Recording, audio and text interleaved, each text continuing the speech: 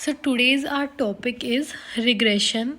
So the term regression literally means stepping back towards the average. So ये एक हमारा relationship regression analysis हमारा एक मैथमेटिकल मेजर है of average relationship between two or more variables in terms of original units of the data. So basically जो correlation हमने पढ़ा था, हमारा कोरिलेशन भी हमें ये बता रहा था कि हमारे पास जो दो वेरिएबल्स हैं उनके बीच का रिलेशनशिप. बट हमें रिग्रेशन बताता है कि how a variable affects the another variable. So that is known as regression analysis. Now in regression analysis there are two types of variables, which are, first one is dependent variable and the second is independent variable. So the variable which influences the values and is used for prediction, जिस variable को हम prediction के लिए use करते हैं उसको हम बोलते हैं independent variable, and the independent variable is also known as regressor or predictor or explanatory variable. But जो हमारा dependent variable है, it is the variable whose value is influenced or is to be predicted. जो variable हम calculate करेंगे दूसरे की help से, जिसको हमें प्रिडिक्ट करना है, उसको हम बोलेंगे dependent variable, and it is also known as regressed or explained variable. Now what is linear regression? So linear lines of regression, that is if the variables in a bivariate distribution are related, we will find that points in scatter diagram will cluster around some curve. हम जब एक bivariate distribution लेते हैं, हम scatter diagram जब उसको draw करेंगे तो हमारे जो पॉइंट्स हैं हम देखेंगे कि एक कर्व हमारा बन जाता है उन पॉइंट से, तो उस कर्व को हम बोलते हैं कर्व ऑफ रिग्रेशन. नाउ जब हम उस कर्व को ड्रॉ करेंगे, अगर हमारा वो कर्व स्ट्रेट लाइन फॉर्म करता है, then it is known as line of regression, और we can say it is linear regression between the variables. And अगर हमारा वो कर्व अगर हमारा वो कर्व रिग्रेशन कर्व जो हमने ड्रॉ किया है वो हमारा एक लीनियर फॉर्म में नहीं आता है, स्ट्रेट लाइन में नहीं आता, then the regression is said to be curvilinear. Now we can the line of the regression is the line which gives the best estimate to the value of one variable for any specific value of other variable. So we can जो हमारा line of regression होता है वो best fit होता है, and we can obtain this by using principle of least square. So let's see how we use this. So first let us suppose that we have taken a bivariate distribution xi yi. I is equals to 1 to n and y is dependent variable and x is independent variable. So let the line of regression of y on x be y equals to a plus bx. यहाँ पर हमने y को dependent variable लिया है and x हमारा जो है independent variable है, जिसकी हेल्प से हम एक्स वेरिएबल को फाइंड आउट करेंगे, और एक्स हमारा क्या हो जाएगा यहाँ पर इंडिपेंडेंट वेरिएबल, मतलब ठीक है, मतलब वाई कैलकुलेट करेंगे क्योंकि वाई हमारा डिपेंडेंट है. Now according to the principle of least squares, the normal equations for estimating a and b will be, हमारी नॉर्मल इक्वेशन क्या बन जाएगी, यहाँ पर हमारा है y equals to a plus b x. We have seen here, wait,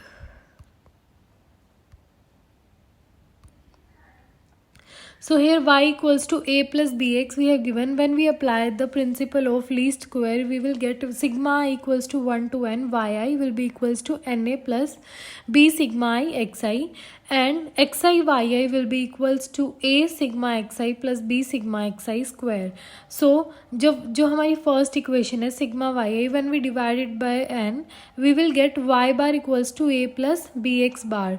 Thus the line of regression of y on x passes through the point x bar and y bar. जब हमारा x और y से पास कर रही थी तो हमारी equation थी y equals to a plus b x. तो हम जब यहाँ पर इसको इक्वेशन को n से हम डिवाइड करेंगे तो हमारा y bar a plus b x bar, मतलब हमारे पॉइंट्स क्या आ जाएंगे, x बार और y bar. Now we can calculate μ11. We know covariance of x y will be equals to 1 by n sigma I xi yi minus x bar y bar. So we can also write it in the form 1 by n sigma xi will be equals to μ11 plus x bar y bar, and we know the formula of sigma x square and sigma y square. So sigma x square will be equals to 1 by n sigma xi minus x bar square, then it will be equal to 1 by n sigma xi square. Basically हमने इसको displace कर दिया, बस 1 by n sigma x i square की value निकाली और 1 by n sigma x i y i की. Now जो हमारी जो 9th इक्वेशन थी sigma x i y i की, इसको हम n से डिवाइड करेंगे, और जो हमने यहाँ पर कैलकुलेट करी है μ11 को और सिग्मा एक्स स्क्वायर की जो इक्वेशन लेके उनको पुट करेंगे तो हमारे पास वैल्यू आ जाएगी μ11 plus x bar y bar will be equals to a x bar plus b sigma x square plus x bar square. Now, in the case of perfect correlation, we know that positive correlation, there is positive correlation if we have the value r equals to 1, and negative correlation if we have value r equals to -1. So if we put, so from this the equation of line of regression of y on x will become y minus y bar equals to plus minus sigma y upon x minus x bar. Similarly, we can calculate the equation of line of regression x on y. Same होगी बस हमारे x की जगह y and y की जगह x. So it will be y minus y bar upon sigma y which will be equal to, so दोनों equation हमारी same आ जाएंगी. Hence in case of perfect correlation r equals to plus minus 1, हमने देखा कि हमारी जो line of regression है वो दोनों सेम आ रही है, मीन्स coincide कर रही है. So in general we always have we always have two lines of regression, except in particular case of perfect correlation when both the lines coincide and we get only one line. Now regression curves. So basically regression curves को हम देखते हैं कैसे हमारे पास the conditional mean e y by x equals to x for a continuous distribution is called the regression function of y on x. Okay, now the graph of this function of x will be known as regression curve and y on x sometimes a regression curve for the mean of y. So geometrically the regression function represents the y coordinate of center of mass of the bivariate probability mass in the infinite small vertical strip bounded by x and x plus dx. So we will see how we'll calculate this. तो अगर हमने y on x निकाला है, हमने conditional mean लिया E y by x equals to x for a continuous distribution, वो हमारा regression function था y on x. अगर हमें x on y निकालना है तो E x by y equals to y हो जाएगा. Then in case a regression curve is straight line, the regression is said to be linear. अभी हमने definition पढ़ी थी line of regression में, अगर हमारा straight line बनता है curve तो that will be known as linear regression. If one of the regressions is linear, it does not however follow that the other is also linear. अगर हमारा एक regression linear रहा तो ये ज़रूरी नहीं कि हमारा जो दूसरा है वो भी follow करेगा कि वो भी linear हो. So हम ये example में देखेंगे कैसे. हमें example में दे रखा है let x y have the joint probability distribution function given by fxy this. So we have to show that regression of y on x is linear but regression of x on y is not. So first we'll see mod y is less than x we have given in the joint PDF. So we can write it as minus x to x, y की value बीच में मतलब minus x to x जाएगी and x is greater than y, mod y हमें given है. So the marginal PDFs of function 1 of x and f2 of y will be given by f1 x equals to fxy dy. हमारा ये पता ही हमें minus x to x हमारी क्या जाएंगी limit. तो जब हम इसे सोल्व करेंगे एफ एक्स वाई को तो 1 dot d y minus x to x limit है, जब हम इसमें पुट करेंगे x minus bracket minus x then it will be 2x. So limit will be 0 to x 0 to 1. Now similarly we can calculate f two y. So f two y की limit हमारी mod y to 1. So when we solve this we will get 1 minus mod y and the limits will be -1 to 1. Now we will calculate f1 x by y. So fxy upon f2y. So जो हमने यहाँ पर value calculate करी थी वो हम इसमें put कर सकते हैं. जो हम वैल्यू इसमें पुट करेंगे हमारे पास ये आ जाएगा probability distribution function f1 x by y and then when we calculate f2 function 2y on x it will be 1 by 2x. Now e y by x equals to x, that is conditional mean will be y dot f to y by x dy and limit is from minus x to x. When we solve it we will get 1 by 4x mod y square minus x to x, then it will become 0 हो जाएगा ये हमारा. Then curve of regression of y on x is y equals to 0 which is a straight line. अब हमारे यहाँ पर conditional mean की value 0 आ गई, so it is a straight line. Now e x by y हम calculate करेंगे तो same process है, जब हम कैलकुलेट करेंगे ये हमारा 0 के इक्वल नहीं आएगा, so it is not a straight line. So hence the condition is followed here. If one is a straight line then it does not follow that the other one is also linear. It is not linear. Now regression coefficients. So हमारा जो line of regression था y on x, उसमें हमारा जो b था slope of line is also called the coefficient of regression of y on x. It represent the increment in the value of dependent variable y corresponding to a unit change in the value of independent variable x. More precisely we can see byx, that is byx को हम denote कर रहे हैं regression coefficient of y on x which will be equal to which will be equal to mu11 upon sigma x square, that is r it will be equal to r sigma y by sigma x. Now coefficient of regression of x on y का मतलब क्या है हमारा, indicates the change in value of variable x corresponding to a unit change in the variable of y will be given by bxy equals to regression coefficient of x on y. अब हमने पहले byx calculate किया था जब हमारा dependent variable था y और independent variable x था. अब इसमें हम उल्टा कर रहे हैं, x हमारा जो है डिपेंडेंट वेरिएबल है and y is independent variable. So the regression coefficient of x on y will be equals to mu11 upon sigma y square which will be equal to r sigma x by sigma y. Now so these are the equations.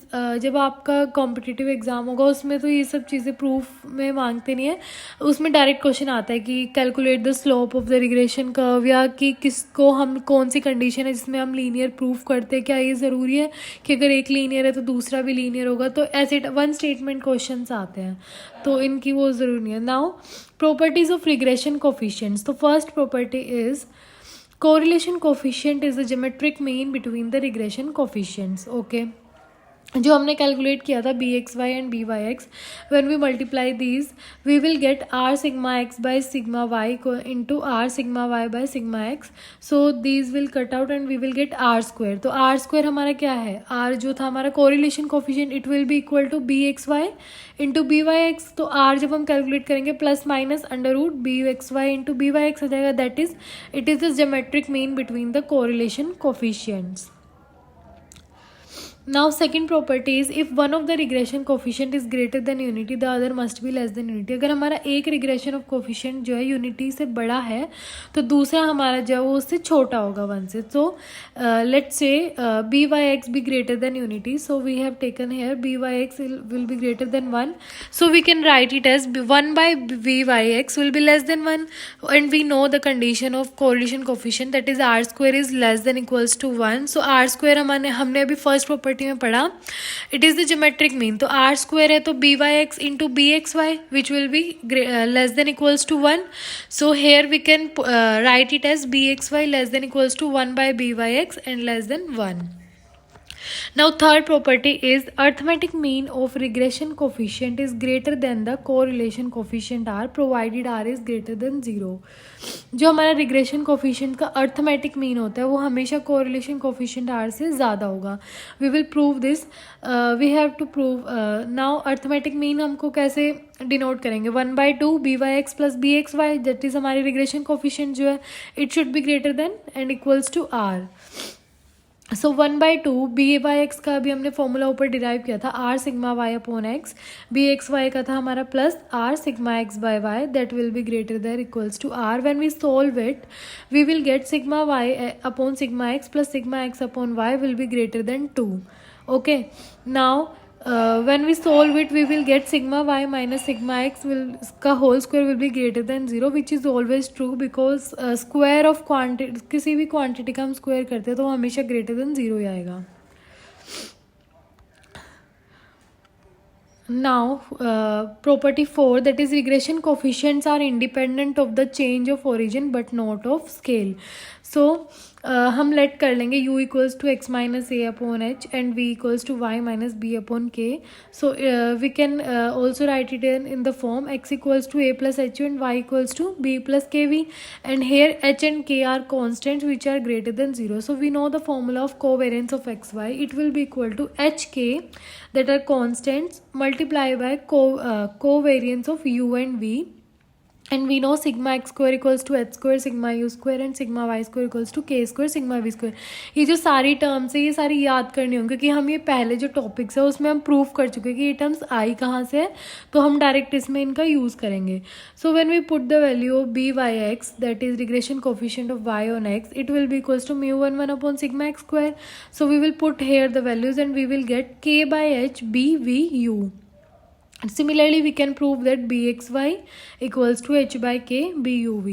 Now, what is the angle between two lines of regression? हमारे पास दो equations है, line of regression y on x and x on y. So these are these slopes of lines क्या हो जाएंगे हमारे r sigma y upon sigma x और sigma y upon r sigma x.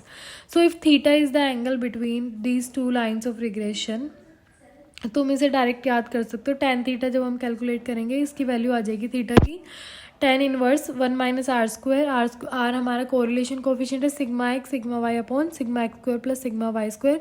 हमारे पास क्वेश्चन ये आ जाता है कि calculate the angle between the two line of regression. हमें वैल्यू गिवन होती है कोरिलेशन कोफिशिएंट की, हम डायरेक्ट वैल्यू पुट करके इसमें सॉल्व कर सकते हैं. नाउ हमारे यहाँ पर कुछ केसेस बनते हैं. केसेस क्या होंगे हमारे, अगर केस फर्स्ट है हमारा r equals to zero. If r is equals to zero then tan theta will be infinity and जब tan थीटा इन्फिनिटी होता है तो हमारा थीटा क्या आएगा pi by two. Thus if the two variables are uncorrelated the pi by two means 90 degree then the line of regressions become perpendicular to each other. Now case two that is r equals to plus minus one. हमने r की value plus minus one लिया तो tan theta हमारा यहाँ पे जब value put करेंगे zero आएगी. ज़ीरो मीन्स क्या होगा, थीटा या तो ज़ीरो होगा या हमारा पाई होगा. ज़ीरो जब हमारा एंगल ज़ीरो होता है तो एंगल हमारा ज़ीरो होगा, या जब 180 डिग्री बनता है तब पूरा आता है. So in this case the two lines of regression either coincide or they are parallel to each other. या तो वो कोइंसाइड करेंगी या पैरेलल होंगी, but since both the line of regression pass through the point.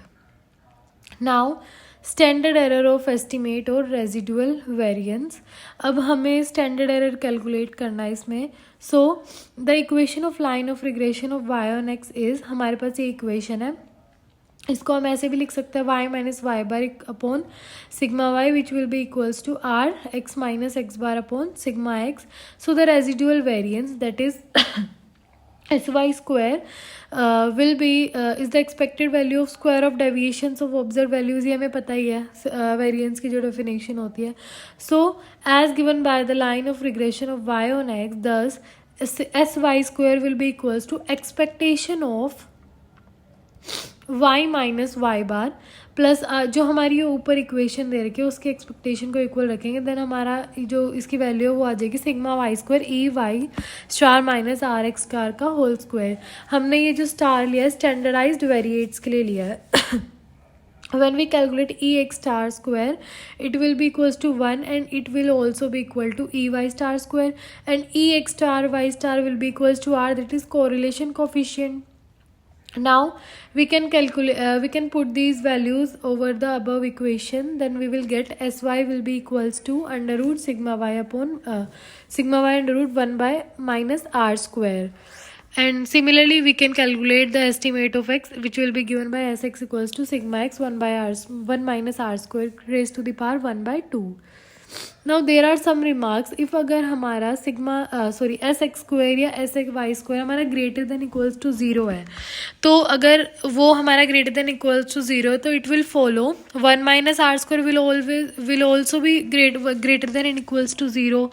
So when we open the bracket we calculate this we will get mod r will be less than equals to 1. That is the coefficient of x y will lie between minus 1 to 1. Now second remark is if r equals to plus minus 1, अगर हमने plus minus 1 लिया तो इससे हम ये भी लिख सकते हैं अपोजिट करके कि s x equals to s y equals to zero होगा, तो हमारी जो हर एक डेविएशन है वो भी ज़ीरो हो गई. तो अगर हमारी डेविएशन ज़ीरो होंगे तो जो हमारी लाइन्स ऑफ रिग्रेशन है वो क्या होंगी, कोइंसिडेंट होंगी. Now third remark is since as r square tends to 1 sxy tends to 0, it follows the departure of the true value r square from unity indicates the departure of relationship between the variables x and y from linearity. तो अगर 1 होगा तो r square हमारा unity है and s x and x y हमारा relationship जो है वो लिनियरिटी होगा. So from the definition of linear regression, the minimum condition implies xy is minimum variance. So now हम एक न्यूमेरिकल देखते हैं. न्यूमेरिकल इज हमें कैलकाटा और बॉम्बे का एवरेज प्राइस और स्टैंडर्ड डेविएशन गिवन है. हमें कोरिलेशन कोफिशिएंट कैलकुलेट करना है. ठीक है. Correlation coefficient between the prices in the two cities is 0.8. ठीक है. हमें दे रखा है, हमें कैलकुलेट क्या करना है. रिग्रेशन, लाइन ऑफ रिग्रेशन हमें मतलब हमें इसमें कोरिलेशन कोफिशिएंट दे रखा है. ठीक है. एक्स बार हमें पता है, एवरेज प्राइस दे रखा है, स्टैंडर्ड डेविएशन निकालना है. ठीक है. हम लाइन ऑफ रिग्रेशन में वैल्यू पुट करके निकाल सकते हैं डायरेक्ट. हमें एक्स बार पता है, वाई बार पता है, सिग्मा एक्स सिग्मा वाई की वैल्यू पता है, आर हमें दे रखा है. So we want y for x will be 70. So line of regression is y minus y bar r sigma y by x minus y. तो जब हमारे पास x 70 है, अब हमें देखो इसमें एक वेरिएबल की वैल्यू दे दी, तो हम सेकंड कैलकुलेट कर सकते हैं, क्योंकि हमारा एक डिपेंडेंट होता है, एक इंडिपेंडेंट होता है, तो जिसकी वैल्यू है उस पर वो डिपेंड करेगा. तो we can calculate in. So here the answer is 72.6. So thanks for the today. In next lecture we will start the new topic, that is some concepts of probability, probability theory. So thanks for today. Please like, share and subscribe my channel and press the bell icon so that you can get new notifications for my next videos. Thank you.